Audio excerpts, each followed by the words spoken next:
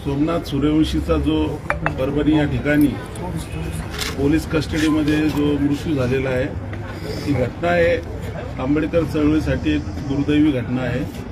त्या पोलीस प्रशासनाचा मी सर्वप्रथम निषेध करतो आणि आता त्याचं जे घाटी औरंगाबाद संभाजीनगरमध्ये पोस्टमॉर्टम या ठिकाणी झालेला आहे आणि त्याचा अंत्यविधीसाठी आम्ही त्याची बॉडी घेऊन परभणीला या ठिकाणी निघणार आहे। माझी या ठिकाणी असणाऱ्या पोलीस प्रशासनाला आव्हान आहे की आम्ही या ठिकाणी सोमनाथची जी बॉडी आहे ती घेऊन परभणीसाठी निघणार आहे। पोलीस प्रशासनाने कोणत्याही प्रकारचा व्यत्यय आणण्याचं काम त्या ठिकाणी करू नये आणि शांतता सुव्यवस्था बिघडू नये हे आमचं या ठिकाणी पोलीस प्रशासनाला सांगणं आहे।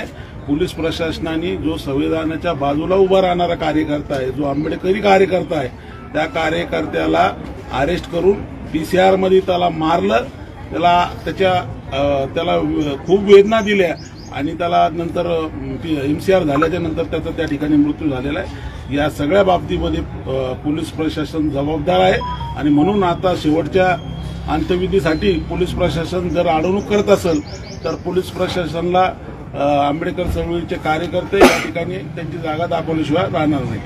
सोमनाथ भाऊ तुम अमर रे, अमर रे, अमर रे, तुम अमर रे, अमर रे, अमर रे।